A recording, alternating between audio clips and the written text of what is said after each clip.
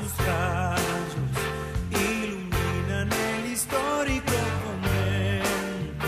Tras los muros, sordos vivos, hoy se dejan de corceles y de aceros.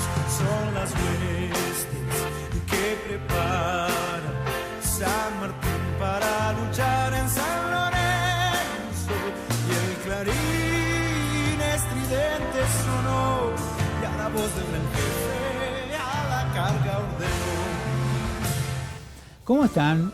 Hoy no es un día más para la región, para la histórica ciudad de San Lorenzo, para el país, para América Latina. Yo sé que hay miles de problemas que nos atraen y que no nos permiten siquiera tener como referencia el combate de San Lorenzo. Claro que lo sé. Si yo también formo parte de aquellos que vemos que esto anda mal, que Perú está en problemas, que lo otro, que de acá. Pero hoy es 3 de febrero. La libertad de esta parte del mundo comenzó en San Lorenzo. Sí, en una pelea chiquitita, de muy pocos minutos, con un montón de dudas, con dudas históricas me refiero. Pero no es un día más. Ojalá las generaciones que nos sigan, pueden hacer de este día, un feriado nacional. ¿Por qué no?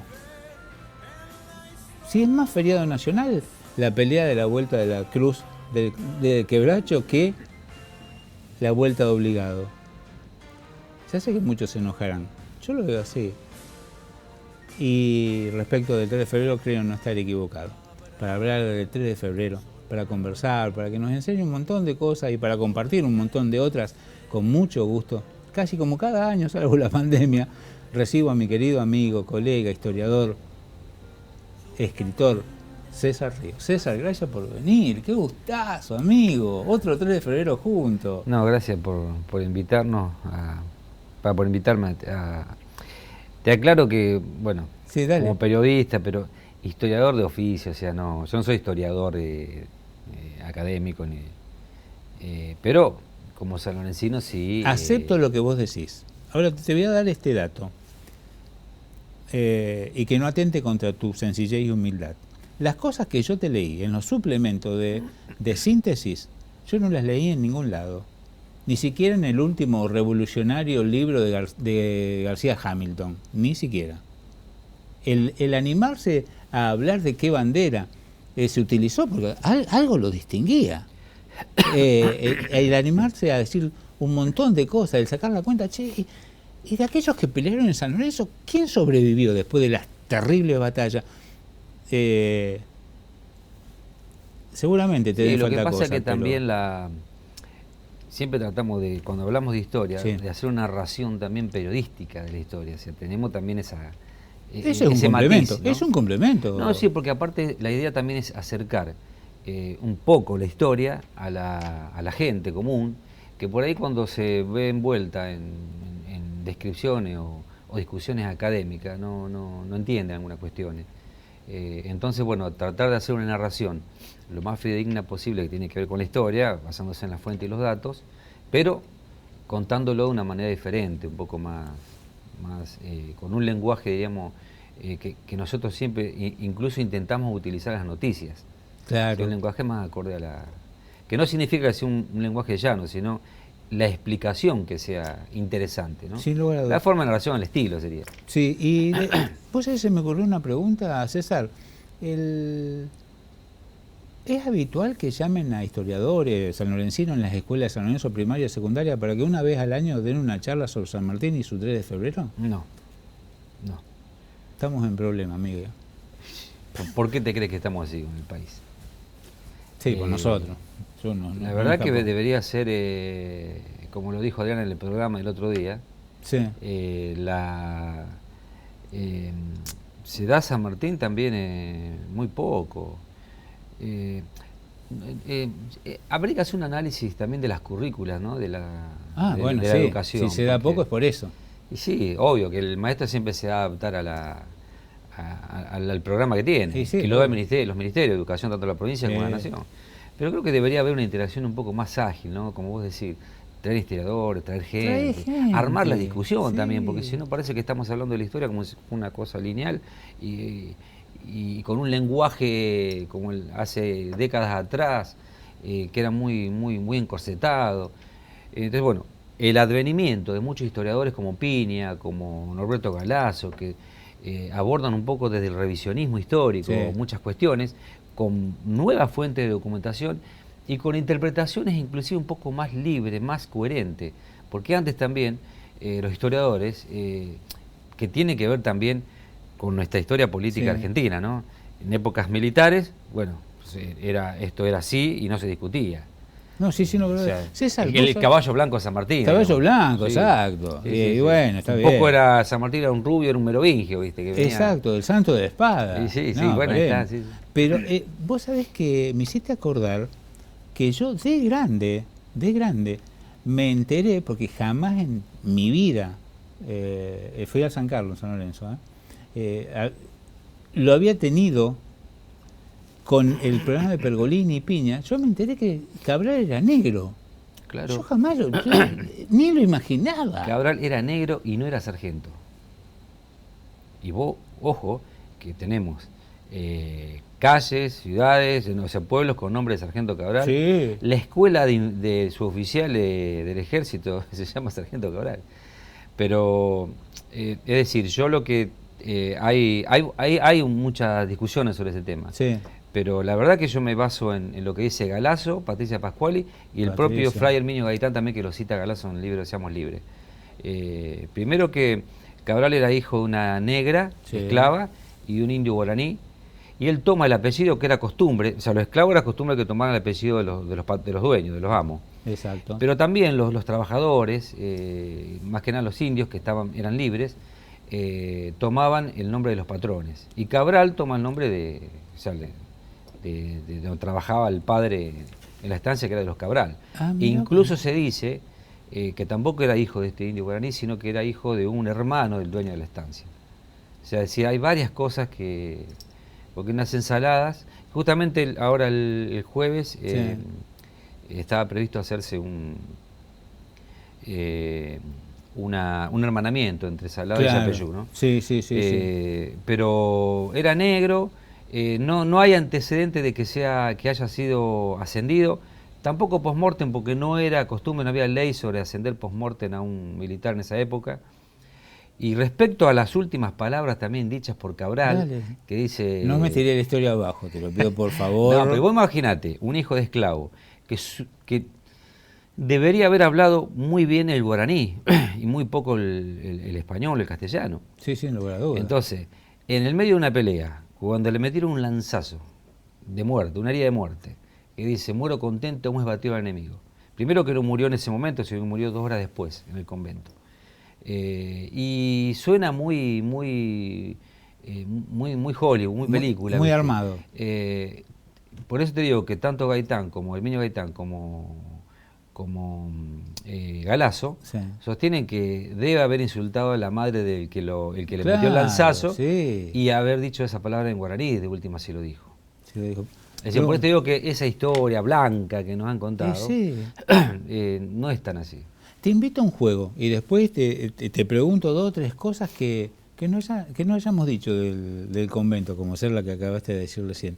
Mira, yo no soy de acá, no fui nunca a San Carlos, soy de otro lado y entro, el 3 de febrero, a ver qué pasó justo. Yo te leo que dice Wikipedia y vos me decís, sí es así, no es así.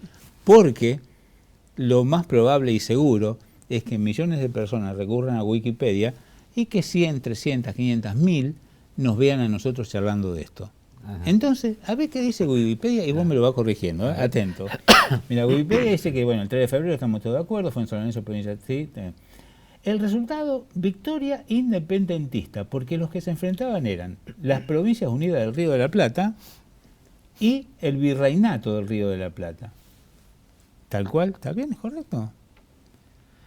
En realidad, el virreinato, pero ¿cuál es la confusión básica también que se da? Porque se tiene una noción de que era la Argentina la que peleaba. La Argentina no existía. Claro. En realidad, por ejemplo, se habla de que También que una de las cuestiones que se discuten, si participaron en el centro del combate los milicianos de Escalada acá de Rosario. Eso te leía vos. Bueno, Tu... con el cañoncito de montaña que, No, que pero... los enfrentó. Bueno, cuando Zavala grita viva el rey, lo que le contesta Escalada es viva la revolución. O sea, era una revolución. No, o sea, no era una cuestión tampoco de patria. La palabra patria todavía no estaba internalizada. No. Es muy posterior. O sea, porque se estaba en un proceso revolucionario. Incluso te acuerdas que hablábamos del tema, me preguntaste el año pasado, el tema de la bandera. Hasta se usaba la bandera española de parte de los revolucionarios. Claro, yo te lo pregunté claro. Porque en uno de tus trabajos en síntesis le dedicás un espacio muy especial y haciendo referencia a cuál fue la que usó supuestamente Brown. Claro, no se usaba bandera, porque en realidad Belgrano la había izado acá en 1812, claro. Pero después el primer triunvirato no le dejó utilizar la bandera en ningún momento. Recién el segundo triunvirato, y se calcula que la bandera argentina se usó como tal en la batalla de Salta, o sea, 40 días después de lo que fue el combate de San Lorenzo. O sea que no había bandera. Y ya te digo, la idea era que era una revolución, no era una cuestión de patria. Y que Argentina contra España, no era. Y que el enemigo eran los españoles, los realistas. Sí, por una cuestión de alzamiento, por la caída de Fernando VII, y bueno, habían quedado las cosas media en el aire. Por eso la revolución de 1810 no es una revolución, liberémonos y seamos un país independiente. No, fue un descalabro que acá no se sabía qué pasaba, y por una cuestión económica, básicamente, era la organización que se venía. Por supuesto, de fondo había un plafón que tenía que ver con todas las ideas libertarias que venían de la Revolución Francesa. O sea, desde el punto de vista de la filosofía y de la política, o de la filosofía política, había ya un encauce hacia unas ideas de libertad, de igualdad, de fraternidad, que son las banderas que levantaban todas las logias masónicas desde Europa, que generaron la Revolución Francesa y que después va a dar sustento a toda la Revolución latinoamericana. Sigo leyendo Wikipedia sí. Y vos me vas corrigiendo. Bueno, los comandantes, José de San Martín, de las tropas partidarias, y Antonio Zavala, capitán de las milicias urbanas. Fuerzas en combate, esta te la leí, eran 125 granaderos a caballo, dice Wikipedia, señora, estoy leyendo tal cual, si usted busca en internet va a encontrar esto. Fuerzas en combate, 125 granaderos a caballo y 50 milicianos. ¿Hasta ahí vamos bien de la parte nuestra? 120 granaderos. 120 granaderos. De parte de los realistas, 250 hombres de la milicia urbana de Montevideo y 2 cañones. Sí, más el apoyo naval que tenían, desde el barco de donde descendieron. ¿Dónde descendieron? ¿En la desembocadura de San Lorenzo? ¿De la Mirá, San Lorenzo? La verdad que Galazo también sostiene que un poco de coherencia para tener en muchas de estas cuestiones. Casi todos reconocen que bajaron en lo que es la bajada del Tigre, una bajada que tenían los padres, que había natural. Una barranca casi muy alta, muy empinada. Yo no me imagino subiendo por ahí con todos los pertrechos 250 infantes. Y los 2 cañones es imposible también, subirlo. Para mí, y creo que yo no me acuerdo si está en el libro de Viragui también, que sostiene de que hicieron formación abajo, en la playa, y que suben por una bajada natural que es el arroyo San Lorenzo. No es el arroyo tal cual porque fue dragado. Claro. Pero el arroyo San Lorenzo, esa bajada de la barranca, eso es antiguamente el río Carcarañá desembocaba ahí.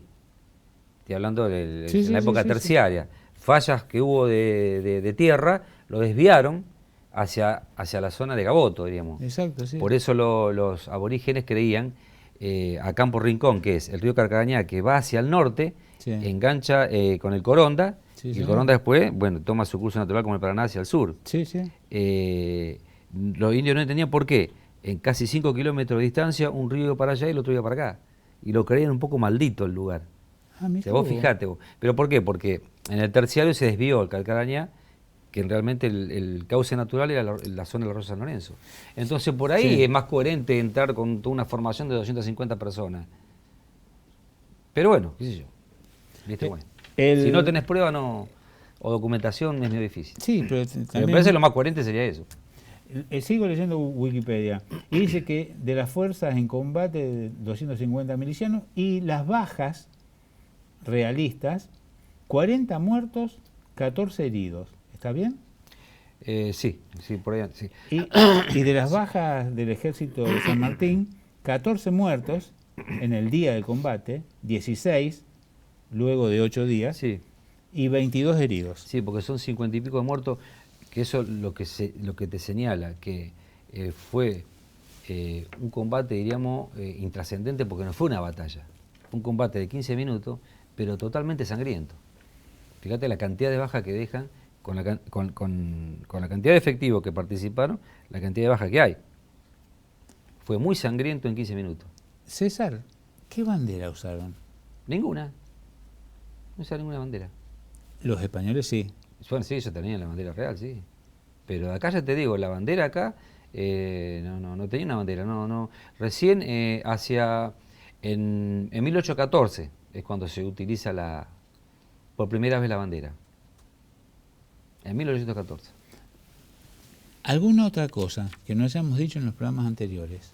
Y que, viste, cuando te vas a caer y decís, me olvidé de este tema.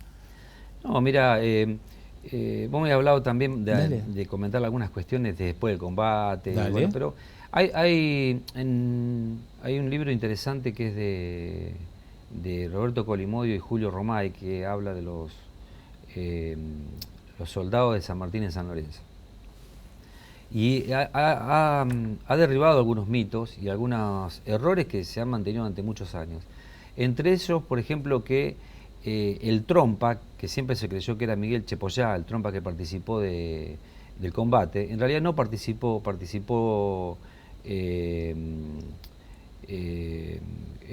Lino Guillermo, a ver si yo lo tenía por acá el nombre, no me acuerdo el nombre del trompa que participó acá, pero en realidad Lino Guillermo.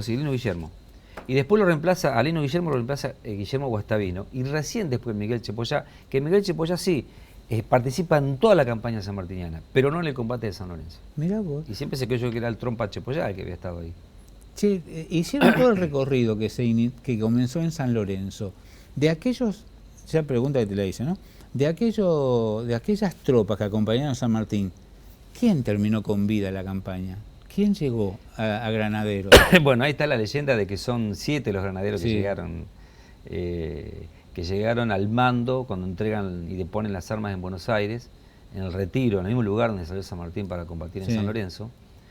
Son 7 granaderos a cargo del coronel Bogado. Sí. Que también Bogado también tiene toda una historia. Fíjate que cada uno de los granaderos ha tenido su historia de vida, ¿no? No, sí. Ni hablar de Hipólito Bouchard, un francés que recae acá, que él viene de la Marina y termina en 1802 entrando al Regimiento Granadero a Caballo, queda con el grado de teniente, fue el que le arrebata la bandera a los españoles, ahí está, fíjate, le arrebata la bandera a los españoles, que eso lo destaca San Martín en el parte, Mirá vos. y después la vida de Hipólito Bouchard, que nosotros lo destacamos el año pasado cuando se inauguró un mural en Barrio Bouchard. Y ahí se contó también lo que es la historia de Bouchard. Fue porque después cuando deja el regimiento, le dan la patente de corso en Buenos Aires y bueno, con Brown también tienen una pelea naval, ahí toman un buque que se llama El Consecuencia y lo transforman en la Argentina. Con ese buque recorrió el mundo, combatiendo a los españoles donde les encontraba. Paró en Madagascar, capturó 4 barcos que eran barcos negreros, los liberó a los esclavos.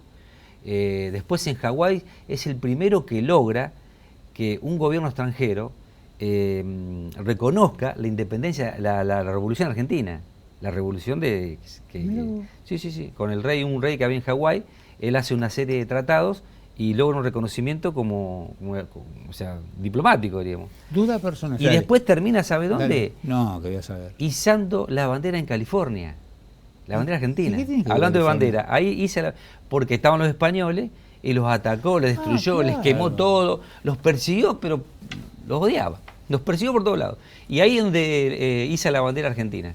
Vuelve a Perú, se encuentra otra vez con San Martín, pelea de nuevo, se queda después cuando San Martín se va, se queda en Perú y recién ahí, bueno, le dan no como una estancia, sino como una propiedad donde tenía gente trabajando, algunos esclavos, y lo terminan asesinando los sirvientes.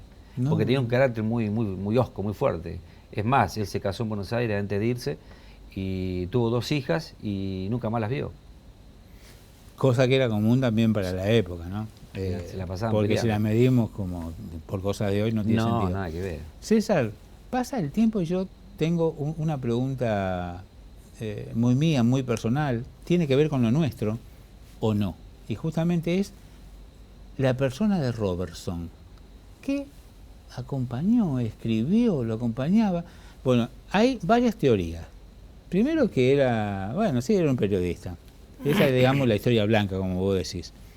Vamos a la otra parte.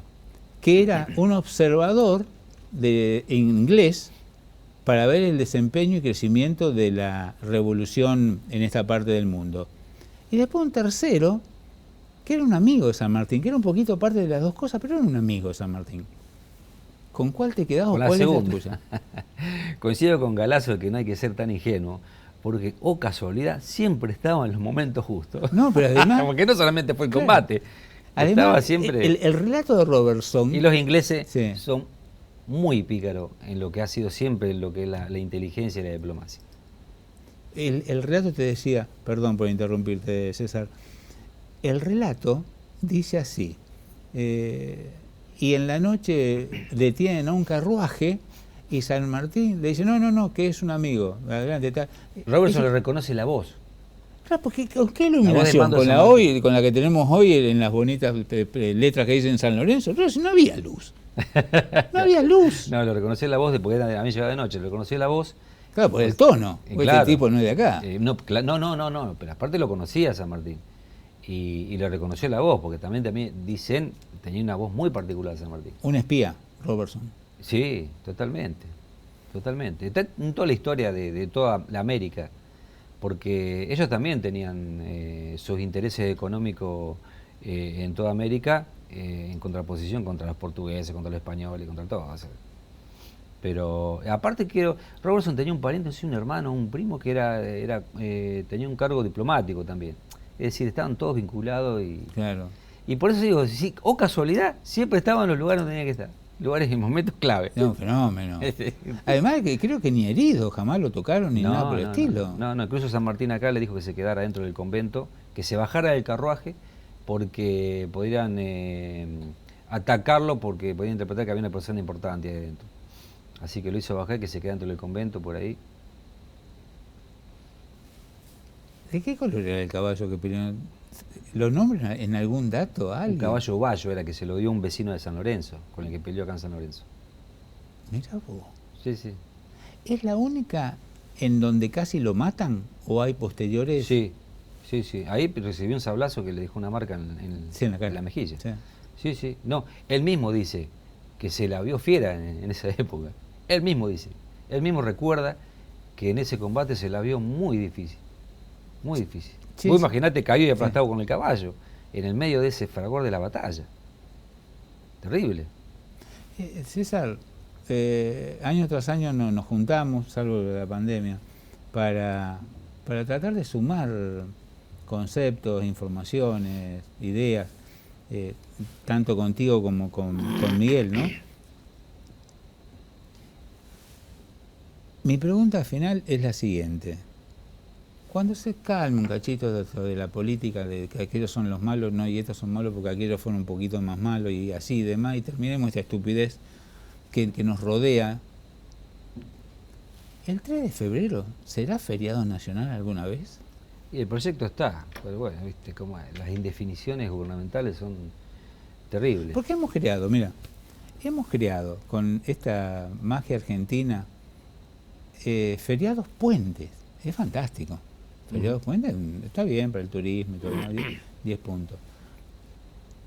Hemos creado pilas de feriados que realmente no lo tenemos. El de Güemes, la verdad que no teníamos ni idea. Pero nada de todo lo otro existe sin el 3 de febrero y la victoria. Es decir, pudo haber perdido, y sí, pero no sé qué hubiera pasado. Ganó y pasó lo que pasó. Claro. ¿Tendremos 3 de febrero feriado nacional? O sea, yo sé que hay muchos que en este momento dicen, estos son unos vagos, dejos de ella, están con los feriados. No, bueno, pero es muy importante, tanto feriado como vos decís, que por ahí no le encontrás sentido, bueno, este debería ser el gran feriado. Pero si consultáramos a algún tarotista A ver. Dale. o algún parapsicólogo, nos diría, ¿sabe qué pasa? No lo deben hacer porque le deben tener terror a San Martín hasta muerto. Ah, claro, porque habría que hablar Porque de la lo que conducta fue. sanmartiniana nada que ver con la conducta actual. César, un gustazo. ¿Estuviste cómodo? Sí, la verdad que sí. Sí, se nos olvidó mencionar. No, bueno, hay un Bueno, montón de cosas hablando. muchas Un montón. gracias. Muchas gracias. Bueno, incluso el sable corvo. Dale, contá rápido. No, es largo, la próxima. ¿No era Corvo, no era? Sí, Ah. sí, corvo y hecho en Damasco, con acero Damasco. Se hizo la Comisión Nacional de Energía Atómica hizo una investigación sobre el acero del sable. Sí. Y se determinó que era acero de Damasco, que era los mejores aceros de la época. Feliz 3 de febrero, amigo. Bueno, listo. Gracias a vos No, por haber gracias a invitado. Nos vamos, pero volveremos. Eso sí, tan solo, única y exclusivamente, si Dios así lo quiere y usted. Así que pues bien, será hasta entonces.